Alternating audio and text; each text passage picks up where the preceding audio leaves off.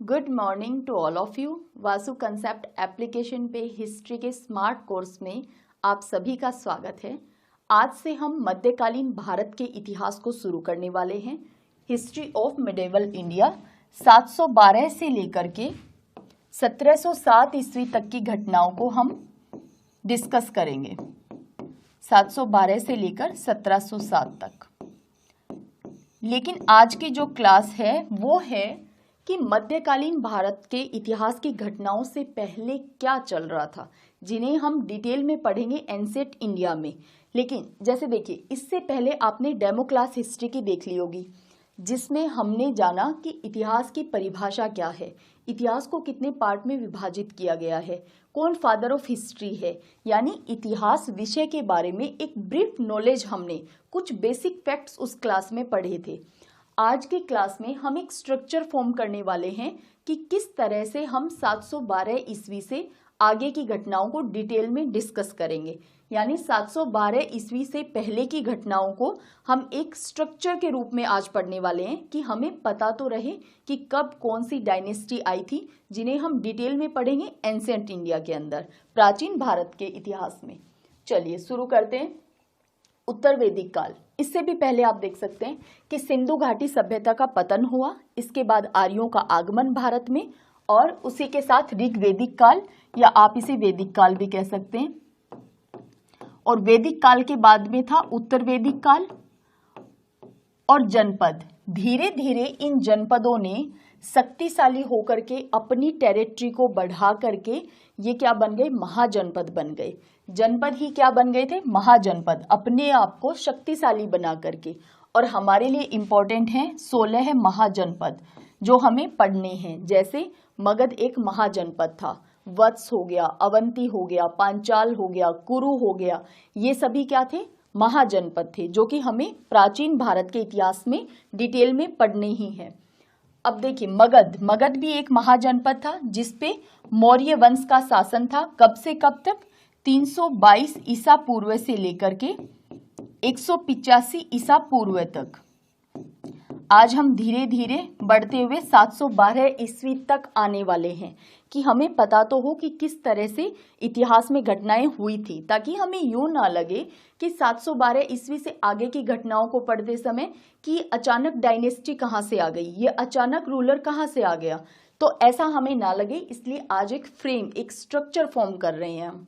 देखिए, मौर्य वंश के बाद बृहद्रथ की हत्या, यानी अंतिम मौर्य शासक बृहद्रथ की हत्या 185 ईसा पूर्व में पुष्यमित्र सूंग ने कर दी थी। पुष्यमित्र सूंग ब्राह्मण था और वो सेनापति था बृहद्रथ का। क्षत्रिय ना होकर के ब्राह्मण था, लेकिन फिर भी सेनापति था बृहद्रथ का। और बृहद्रथ कौन है, अंतिम मौर्य शासक, जिसकी हत्या पुष्यमित्र सूंग ने कर दी। और इस तरह से भारत में सोंग वंश की स्थापना हुई। देखिए, इस समय की थोड़ी सी क्रोनोलॉजी आपको ध्यान रखनी है। जैसे ही मौर्य काल जो है या मौर्य शासक जो हैं वो कमजोर होते गए, वैसे ही भारत पे बाहर से आक्रमण होने शुरू हो गए थे। लगभग 200 ईसा पूर्व से भारत में बाहर से आक्रमण होना शुरू हुए थे। इस आक्रमण की क्रोनोलॉजी आपको पता होनी चाहिए। सबसे पहले हिंद यवन, इंडो ग्रीक, इन्होंने आक्रमण करने शुरू किए। फिर शकों ने भारत पे आक्रमण किए। इसके बाद में पहलव या जिन्हें पार्थियन कहते हैं, इन्होंने आक्रमण किए। और फिर कुषाणों ने। ये क्रोनोलॉजी बहुत बार काम आ जाती है, तो ये आपको पता होनी चाहिए।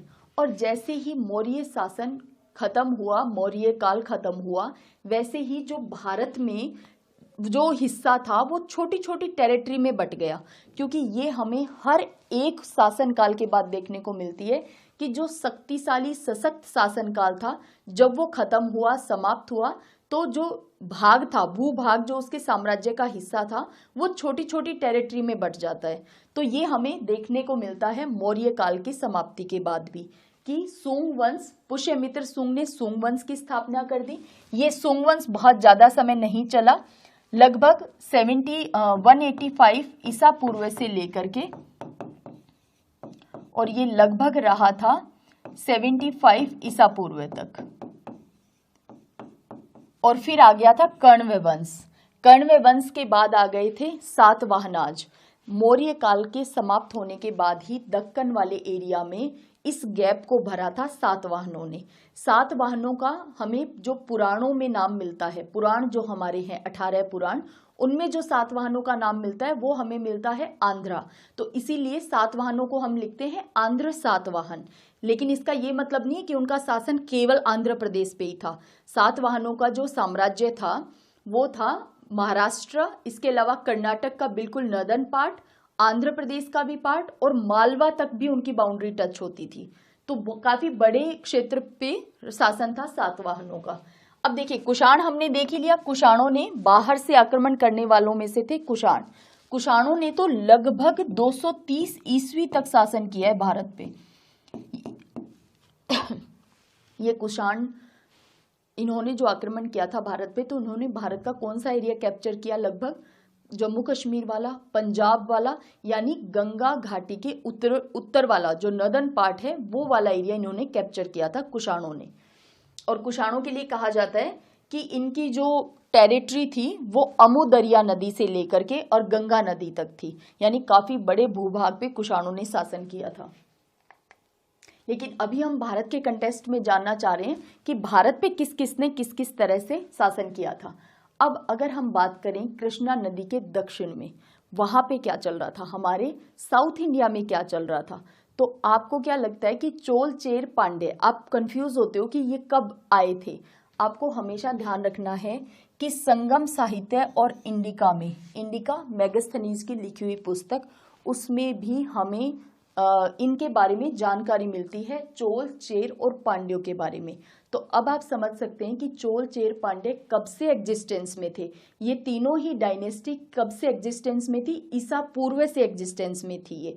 तो ये बात आपको ध्यान रखनी है, क्योंकि देखिए चोल जो हैं लगभग इनके बारे में दूसरी तीसरी शताब्दी के बाद इतिहास में इनकी जानकारी मिलना कम हो जाती है और फिर से चोल शक्तिशाली होते हैं, जो कि 9th-10th सेंचुरी में हम फिर से चोल साम्राज्य को शक्तिशाली साम्राज्य के रूप में पढ़ते हैं। तो आपको लगता है कि शायद अभी अभी चोल साम्राज्य की स्थापना हुई है, ऐसा नहीं है। आपको ये वाला फैक्ट ध्यान रखना है कि संगम साहित्य और इंडिका में भी वर्णन मिला है चोल चेर और पांड्य के बारे में। तो ये तीनों डायनेस्टी ईसा पूर्व से ही एग्जिस्ट कर रही थी। बीच के समय में कहीं कहीं इनका वर्णन हमें इतिहास में नहीं मिलता है, फिर ये पुनः अपने आप को शक्तिशाली बनाते हैं और फिर से हम इन्हें इतिहास में पढ़ते हैं। तो इसलिए यूं नहीं लगना चाहिए कि ये अचानक चोल कहाँ से आ गए हैं। ठीक है, तो चोल चेर पांड्य कृष्णा नदी के दक्षिण में। अब देखिए यूट्यूब पे तो हमने रिवर्स को पढ़ लिया है। तो कृष्णा नदी कहाँ से निकलती है? महाराष्ट्र के महाबलेश्वर से निकलती है और महाराष्ट्र में, कर्नाटक में और आंध्र प्रदेश और तेलंगाना की सीमा बनाते हुए बंगाल की खाड़ी में जाकर गिर जाती है। तो दक्षिण भारत की अगर हम बात करें तो देखिए ये कृष्णा नदी जाकर के गिर रही है बंगाल की खाड़ी में, इसके दक्षिण की बात चल रही है। ये देखिए ये कृष्णा रिवर और इसके दक्षिण में, तो यहाँ पे आपको चेर लिखा हुआ दिखाई दे रहा है, ये चेराज। तो चेर कहाँ पे थे? चेर थे वर्तमान के केरल के अंदर। अगर हम बात करें पांड्याज की, तो यहाँ पे आपको पांड्याज दिखाई दे रहे हैं, तमिलनाडु के दक्षिण में थे पांड्याज। और अगर हम बात करें चोलाज की, तो चोलाज आपको दिखाई दे रहे हैं यहाँ पे।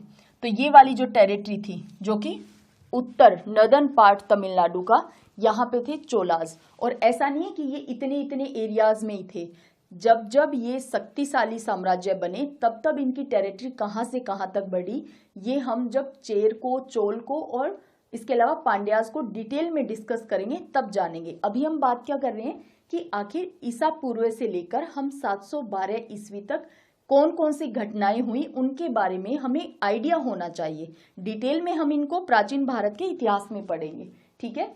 और हाँ, आपकी हिस्ट्री की क्लास में मैप का भरपूर यूज होने वाला है, क्योंकि मैप के यूज करने का बेनिफिट ये होता है कि जैसे ही आप इस तरह से मैप में किसी डायनेस्टी को देख लेते हो, उसकी टेरिटरी देख लेते हो, तो आपके माइंड में एक इमेज रहती है कि वो टेरिटरी कौन सी डायनेस्टी की कहाँ टेरिटरी थी, ठीक है। तो आप फैक्ट्स के मामले में कभी भी कंफ्यूज नहीं होगे।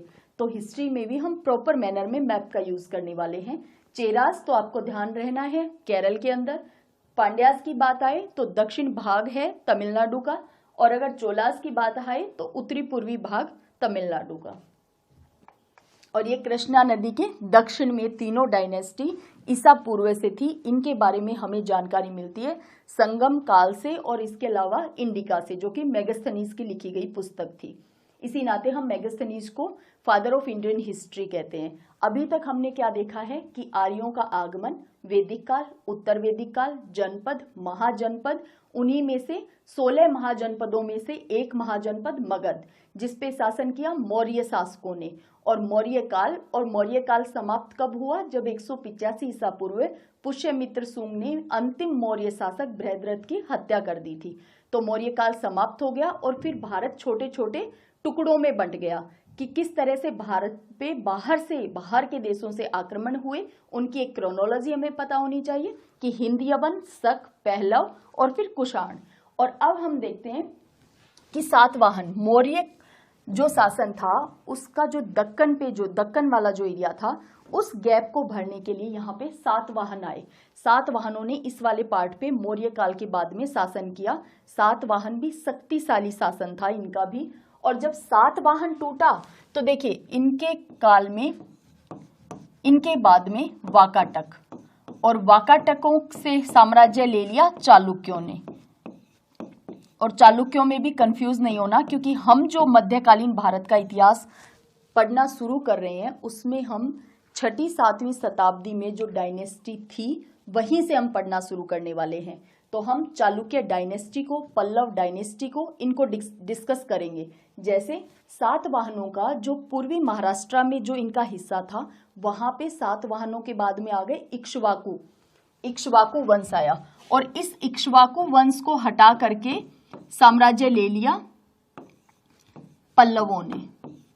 तमिल भाषा में तो पल्लव का मतलब होता है डाकू, और वैसे पल्लव का मतलब होता है लता। तो आपको अचानक नहीं लगेगा कि पल्लव कहाँ से आ गए, अचानक नहीं लगेगा कि चालुक्य कहाँ से आ गए। आपको पता रहेगा कि भी मौर्य काल था। मौर्य काल के बाद में एक रफ स्ट्रक्चर हमारे माइंड में बन गया है ना कि मौर्य काल के बाद में दक्कन वाले एरिया में कौन आए? सातवाहन आए। क्योंकि इनका उल्लेख जो है वो 18 जो पुराण है हमारे, उन पुराणों में मिलता है। तो इस आंध्र नाम से, तो इसलिए इनको क्या कह देते हैं? आंध्र सातवाहन कह देते हैं। ये कहाँ पे थे? दक्कन वाले एरिया में थे। जब सातवाहनों का साम्राज्य खत्म हुआ तो उस समय कौन कौन आए? तो उस समय वाकाटक, सातवाहनों के बाद में वाकाटक। इन वाकाटकों से साम्राज्य किसने ले लिया? चालुक्यों ने। चालुक्य भी कौन से? वातापी या बादामी के चालुक्य। बादामी कहाँ पे है? वर्तमान में कर्नाटक में बीजापुर के पास। इन वातापी के चालुक्य ये तो थे बिल्कुल ओरिजिनल चालुक्य। फिर चालुक्य शाखाओं में बट गए, जैसे आप सुनते हो ना वेंगी के चालुक्य, कल्याणी के चालुक्य। तो कंफ्यूज नहीं होना है, चालुक्य डायनेस्टी को हम पूरा पढ़ने वाले हैं, उसके बाद ही हम 712 ईस्वी की घटनाओं में आएंगे। ठीक है, तो कंफ्यूज बिल्कुल नहीं हो गया। अभी तो हम एक स्ट्रक्चर बना रहे हैं। और इधर जहां पे पूर्वी महाराष्ट्र में जहां पे इनका शासन था सातवाहनों का, वहां पे कौन आ गए? इक्ष्वाकु आ गए। और इन इक्ष्वाकुओं से किसने शासन ले लिया? पल्लवों ने ले लिया। और चालुक्य और पल्लवों का आपस में संघर्ष बहुत चला, 6वीं शताब्दी से लेकर 8वीं शताब्दी तक, 6th सेंचुरी से लेकर 8th सेंचुरी तक इनका बहुत आपस में कॉन्फ्लिक्ट, स्ट्रगल चलता रहा। अब हम बात करें कि सातवाहनों में, क्योंकि हर एक साम्राज्य का एक शासक तो बहुत शक्तिशाली होता है जो कि अपनी पूरी टेरिटरी को पीक पे ले जाता है, यानी उसके समय में सबसे ज्यादा क्षेत्र पे साम्राज्य होता है। तो जैसे गौतमी पुत्र सतकर्णी, सातवाहनों का नाम आने के साथ आपको माइंड में स्ट्राइक करना चाहिए गौतमी पुत्र सतकर्णी। हमने देखा कि सातवाहनों का शकों के साथ में संघर्ष चलता रहा, बाद में इनके आपस में वैवाहिक संबंध भी हो गए थे। सातवाहनों के शकों के साथ वैवाहिक संबंध भी स्थापित हो गए थे। लेकिन गौतमी पुत्र सतकर्णी से पहले सातवाहनों को बिल्कुल बहुत कम एरिया में सीमित कर दिया था शकों ने। फिर गौतमी पुत्र सतकर्णी शक्तिशाली शासक हुआ और इसने फिर से अपने खोए हुए क्षेत्रों को वापस जीत लिया, वापस अपनी टेरिटरी एक्वायर कर ली शकों से। तो इसलिए इसका नाम इंपॉर्टेंट भी हो जाता है। 106 से 130 ईस्वी। अब कुछ फैक्ट्स जो हैं वो आपके टिप्स पे होने चाहिए। जिससे इतिहास में घटनाओं की क्रोनोलॉजी जब आपको पता होती है तो आगे पीछे के फैक्ट्स आपको कभी कंफ्यूज नहीं करते हैं। जैसे 7 वाहनों का नाम आने के साथ अगर आपको ध्यान रहता है गौतमी पुत्र सतकर्णी 106 ईस्वी से 130 ईस्वी तक, 106 से 130 एडी तक इसका शासन था, तो आप कभी भी बाकी फैक्ट्स में कंफ्यूज नहीं होगे। ठीक है, इसका शासन क्या था? मालवा, यानी मध्य, वर्तमान का जो मध्य प्रदेश है ये मालवा क्षेत्र था। तो मालवा के दक्षिण यानी मध्य प्रदेश के दक्षिण सीमा से लेकर के और कर्नाटक तक का एरिया इसके शासन के अधीन था। और यहाँ पे देखिए हम बात कर रहे हैं 7 वाहनों की, ठीक है, और मालवा से लेकर के कर्नाटक तक। दक्कन या दक्षिण भारत वाला जो पार्ट है वो हम कहाँ से कहते हैं? नदियों को पढ़ते समय हमने देखा था कि नर्मदा नदी, तापी नदी, इनसे जो सदर्न पार्ट है भारत का वो क्या है? साउथ, दक्षिण भारत कहलाता है। और इस दक्षिण भारत में कौन कौन से साम्राज्य हुए हम उनको पैरेलल में लेकर के चलेंगे उत्तर भारत के साम्राज्यों के साथ। ठीक है, इनको अलग से नहीं, इनको साथ साथ में ही पढ़ते हुए चलेंगे। हमने देख लिया कि 7 वाहनों का संघर्ष रहा था शकों के साथ में और बाद में इनके वैवाहिक संबंध भी स्थापित हो गए थे। मौर्य काल के बाद में अगर भारत में कोई बहुत इंपॉर्टेंट अगर साम्राज्य था, तो कोई किंगडम था, कोई डायनेस्टी थी, तो वो कौन सी थी? गुप्त वंश। क्योंकि मौर्य काल के बाद में किस तरह से छोटी छोटी टेरिटरी बन गई थी भारत में, इसके बाद अगर बड़े भूभाग पे शक्तिशाली साम्राज्य आया तो वो आया गुप्त काल, गुप्त वंश, गुप्त डायनेस्टी, जो कि लगभग 275 ईस्वी के अंदर शुरू हुई थी। लगभग लगाए यहाँ पे, ठीक है, क्योंकि अलग अलग इतिहासकार और अलग अलग बुक में अलग अलग डेट दे दी जाती हैं। हम ओल्ड एनसीईआरटी में जो डेट दी गई हैं उन्हीं को प्रेफर कर रहे हैं। देखिए, मौर्य काल के बाद में गुप्त काल, इसमें ये रूलर तो हैं ही इंपॉर्टेंट, चंद्रगुप्त, समुद्रगुप्त, चंद्रगुप्त द्वितीय, इसके अलावा स्कंदगुप्त भी इंपॉर्टेंट है। इनकी जो डायनेस्टी ने शासन किया, रूल किया, वो लगभग 550 ईस्वी तक, 550 एडी तक इन्होंने रूल किया। हालांकि ये लगभग 490, 500, 510 आते आते बहुत कमजोर हो गए थे। ये शासक उतने शक्तिशाली नहीं रहे थे, इसी वजह से हुणों ने आक्रमण करना शुरू कर दिया था 485 ईस्वी में हुणों ने। अब आपको क्या ध्यान रहेगा कि मौर्य काल था, शक्तिशाली शासन था मौर्यों का। जब मौर्य शासन टूटा तो उसके बाद में किसने हमारे ऊपर बाहर से, भारत के बाहर से किसने आक्रमण किए? तो हिंद यवनों ने, इसके अलावा शकों ने, पहलवों ने और कुषाणों ने। ये 4 जो साम्राज्य हैं, जो 4 वंश हैं, ये आपको ध्यान होने चाहिए। जैसे ही गुप्त वंश समाप्त हुआ, भारत पे किसने बाहर से आक्रमण किया? हुणों ने। अब आप इन 5 वंशों के अंदर कभी भी, इन 5 डायनेस्टी में कभी भी कंफ्यूज नहीं होने चाहिए हो, ठीक है, क्योंकि जनरली मैं ये देखती हूँ कि इन 5 में भी कंफ्यूजन चलता रहता है कि कब कौन आए थे। इसीलिए आज हम एक स्ट्रक्चर, एक माइंड मेकअप बना रहे हैं हमारा कि किस तरह से 712 ईस्वी से पहले घटनाएं घटित हुई थी। तो हुणों ने आक्रमण किया और इन्होंने, देखिए एरिया कौन सा कैप्चर कर लिया हुणों ने? पूर्वी मालवा, मध्य भारत, यहाँ पे इन्होंने कब्जा कर लिया था। अब हम देखते हैं कि ये तो चल रहा था भारत के अंदर। 5वीं 6वीं शताब्दी में या 6-7 सेंचुरी में वर्ल्ड वाइड क्या चल रहा था, विश्व में क्या चल रहा था? तो इस समय जो रोमन एम्पायर था, रोम साम्राज्य था, वो 2 पार्ट में टूट चुका था।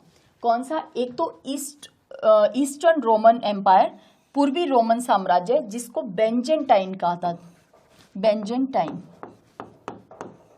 और इसकी राजधानी थी कस्तुतुनिया।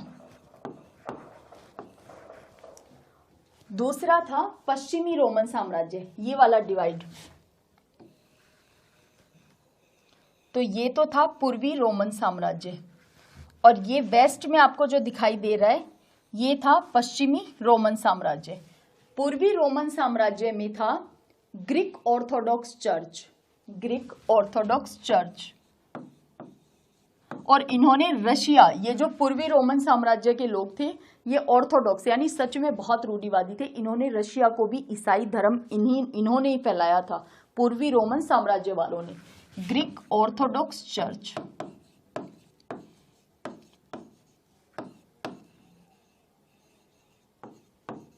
और जो पश्चिमी रोमन साम्राज्य था उसकी राजधानी थी रोम, और उनका कैथोलिक चर्च का केंद्र था रोम में। इटली की राजधानी भी है अभी रोम। तो इटली को ढूंढते हैं, ये देखिए ये वाला पार्ट, ये वर्तमान में इटली है और इसी में यहाँ पे रोम। तो ये हुआ करता था पश्चिमी रोमन साम्राज्य। आपको पता होना चाहिए कि 6वीं-7वीं शताब्दी के अंदर अगर हम रोमन साम्राज्य को देखें तो वो 2 पार्ट में डिवाइड था। एक था पूर्वी रोमन साम्राज्य, एक था पश्चिमी रोमन साम्राज्य। जो ईस्टर्न रोमन एम्पायर था उसको कहते थे बेंजेंटाइन। तो बेंजेंटाइन जब वर्ड आए तो आपको क्लिक हो जाना चाहिए कि अच्छा, रोम साम्राज्य जो टूटा था 2 पार्ट में, उन्हीं में से एक है ये। तो इसकी कैपिटल क्या थी? कस्तुतुनिया थी। यहाँ पे मरमरा सागर के, यहाँ पे ये देखिए, ये यहाँ पे है मरमरा सागर, एजियन सी, और यहाँ पे इस जगह पे है मरमरा सागर, और इसी मरमरा सागर के ही पास में है इनकी कैपिटल।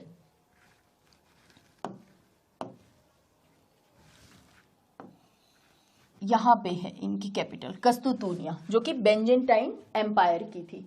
और पश्चिमी रोमन साम्राज्य जो था उसकी राजधानी थी रोम, और जो कि केंद्र हुआ करता था कैथोलिक चर्च का। और ये जो पूर्वी साम्राज्य वाले थे ये थोड़े ज्यादा कट्टर थे, इसीलिए इनका ऑर्थोडॉक्स, रूढ़िवादी, इन्होंने ईसाई धर्म को फैलाया था रशिया तक भी। और ये जो यूरोप का, ईस्टर्न यूरोप के अलावा जो पार्ट है वहां पे भी इन्होंने ईसाई धर्म को फैलाया था। क्योंकि अभी हम देखने वाले हैं कि 712 ईस्वी में जब भारत पे पहला अरब आक्रमण हुआ, जहां से हम मध्यकाल को पढ़ना शुरू करते हैं, तो उस समय पे विश्व में वर्ल्ड वाइड क्या चल रहा था। ठीक है, अब हम बात करें कि उत्तर भारत में कन्नौज। देखिए, जैसे ही गुप्त साम्राज्य का पतन हुआ वैसे ही भारत फिर से छोटे छोटे टुकड़ों में, यानी छोटी छोटी टेरिटरी बननी शुरू हो गई थी। उन्हीं में से एक थानेश्वर या थानेश्वर हरियाणा में है ये, और यहाँ पे पुष्यभूति वंश की शुरुआत हुई। पुष्यभूति वंश, और इसी वंश का एक शक्तिशाली शासक हर्षवर्धन, जिसका समय था 606 ईस्वी से लेकर के और 647, 606 से लेकर के 647 एडी तक। इसके बाद देखिए, क्यों मैंने कहा ना हम पढ़ने वाले चालुक्यों को और पल्लवों को भी। क्यों पढ़ने वाले हैं? क्योंकि 712 से जस्ट पहले क्या चल रहा था वो हमें पता होना ही चाहिए। देखिए, पुलकेशिन सेकंड, ये था चालुक्य शासक, और इसका शासनकाल था 609 ईस्वी से लेकर के लगभग 642 ईस्वी तक। क्योंकि देखिए, बहुत सारे इतिहासकार ये मानते हैं कि नरसिंह वर्मन ने पुलकेशिन सेकंड को हरा करके, और उस समय 642 ईस्वी में इसकी मृत्यु हो गई थी, लेकिन ऐसा बहुत कम इतिहासकार मानते हैं, तो इसीलिए हम यूज करते हैं लगभग का। ठीक है, तो 609 से लेकर 642 तक ये कौन सा शासक है? पुलकेशिन द्वितीय, ये चालुक्य वंश का शासक है। ठीक है, और नरसिंह वर्मन। और देखिए, इन तीनों का नाम एक साथ लिखने की नीड क्या है? क्योंकि आप समय देखिए, इनका टाइम पीरियड देखिए कि ये चालुक्य डायनेस्टी से है। नरसिंह वर्मन जो है ये है पल्लव डायनेस्टी का, और ये लगभग था 630 से लेकर के और 668 एडी तक। और ये कौन सी डायनेस्टी से है? पल्लव डायनेस्टी से। ये आपको ध्यान रखना है। पुलकेशिन सेकंड ने हर्षवर्धन के साथ युद्ध किया था, और हर्षवर्धन और पुलकेशिन के बीच में भी स्ट्रगल रहा था, इसका मतलब। दूसरा, पुलकेशिन द्वितीय, ये चालुक्य डायनेस्टी का है, इसका जो स्ट्रगल रहा था, इसने जो युद्ध किए थे नरसिंह वर्मन जो कि पल्लव शासक है, इसके साथ में इसका स्ट्रगल चला था। तो हमें 712 में आने से पहले, इसीलिए हालांकि हम पुष्यभूति वंश जो है इसको तो नहीं डिस्कस करने वाले हैं, लेकिन क्योंकि ये पल्लव और चालुक्य ये तो 757 ईस्वी तक भी चले हैं इनके जो शासक हैं, तो इसलिए हम इन डायनेस्टी को पढ़ते हुए ही आगे बढ़ेंगे। ठीक है, देखिए, पल्लवों की राजधानी थी कांचीपुरम, वर्तमान का कांचीपुरम। इन्होंने 6वीं से लेकर 8वीं सदी तक अपना साम्राज्य यानी अपना शासन किया था। चालुक्यों का हमेशा संघर्ष रहा है पल्लवों के साथ में। ठीक है, और इस डायनेस्टी के सभी रूलर हम डिटेल में पढ़ने वाले हैं, चालुक्य डायनेस्टी को भी, पल्लव डायनेस्टी को भी।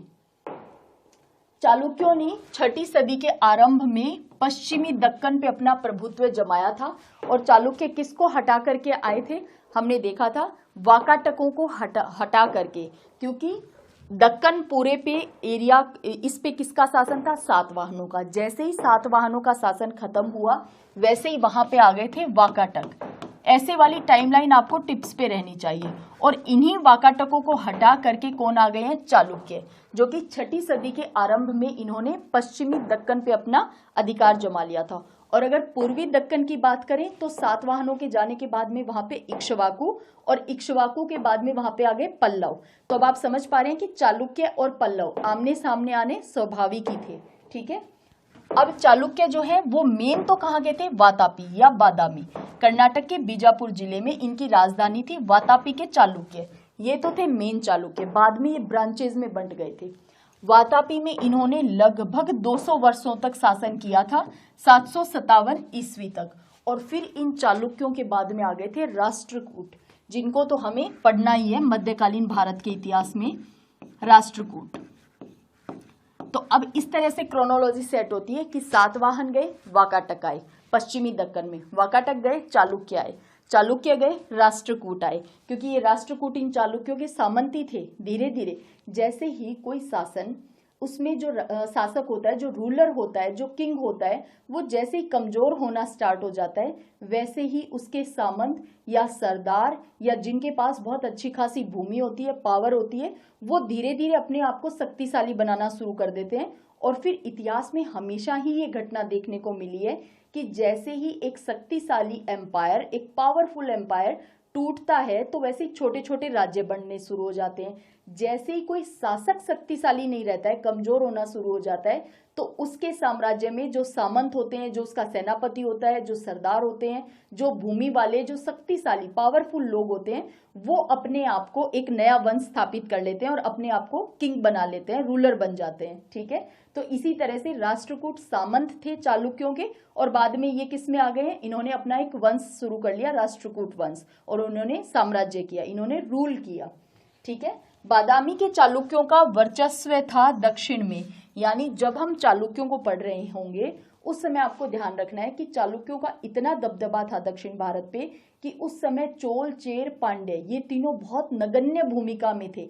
इसीलिए जो चोल, चेर, पांड्य दक्षिण भारत में ईसा पूर्व से चल रहे हैं, वो बीच के समय में गायब क्यों हो जाते हैं? क्योंकि उन्होंने ऐसा कोई युद्ध, ऐसी कोई लड़ाई, इतनी कोई बड़ी टेरिटरी अपनी नहीं बनाई थी इस ड्यूरेशन में। उनके बारे में इतिहास में हमें बहुत कम सोर्स मिले हैं। कौन से ड्यूरेशन के? दूसरी से लेकर लगभग 6ठी 7वीं तक। ठीक है, तो ये वाली बात आपको ध्यान रखनी है। अब देखिए, जो पश्चिमी एशिया है, पश्चिमी एशिया में अब हमारे लिए क्यों इंपॉर्टेंट है? क्योंकि हम पे, भारत पे हुआ पहला सफल अरब आक्रमण 712 ईस्वी में। तो अब हम थोड़ा सा ये वाली हिस्ट्री जान लेते हैं कि आखिर इस्लाम धर्म किस तरह से आगे बढ़ा और किस तरह से ज्यादा साम्राज्य पे इन्होंने एक्वायर किया या कब्जा किया, उसको अपने अधिकार में लिया। तो देखिए, हजरत मोहम्मद 622 में हिजरी संवत शुरू हुआ था, 622 ईस्वी में, और 632 ईस्वी में हजरत मोहम्मद की मृत्यु हो जाती है। 622 क्या हो गया है? ओके, 622 ईस्वी के अंदर हिजरी संवत शुरू, और 632 में हजरत मोहम्मद की मृत्यु हो जाती है। 622 से 632 तक जो टेरिटरी थी वो आप देख पा रहे हैं कि वर्तमान का यूएई, यमन, ओमान, ये वाली टेरिटरी थी इनके पास। ठीक है, अब बने पहले खलीफा, और 632 से लेकर 661 ईस्वी तक इनके अरब वालों के अधिकार क्षेत्र में कौन कौन सी टेरिटरी आ गई थी, कितना इनके पास एरिया था। तो आप देख पा रहे हैं कि ये इराक, ईरान, ये पश्चिमी एशिया वाला ये पूरा पार्ट, ये टर्की का पार्ट, ये आप देख पा रहे हैं ना, ये टर्की का पार्ट है, ये यहाँ पे टर्की है, ये वाला।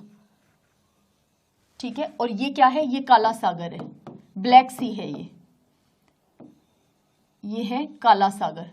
क्योंकि देखिए, टर्की की जो नर्दर्न पार्ट है, जो उत्तरी सीमा है, वो पूरी तरह से कौन बनाता है? काला सागर, ब्लैक सी बनाता है। ब्लैक सी का सदर्न पार्ट, टर्की का नर्दर्न पार्ट, दोनों क्या है? ये बाउंड्री आपको दिखाई दे रही है, तो कभी कंफ्यूज ही नहीं होना है ब्लैक सी के अंदर। तो ठीक है, तो आप देख पा रहे हैं ऑरेंज कलर से जो आपको टेरिटरी दिखाई दे रही है, ये वाली, यानी ये देखिए, ये मिस्र है, इजिप्ट, यहाँ तक का एरिया इन्होंने कैप्चर कर लिया था, इतना इनके अधिकार क्षेत्र में था।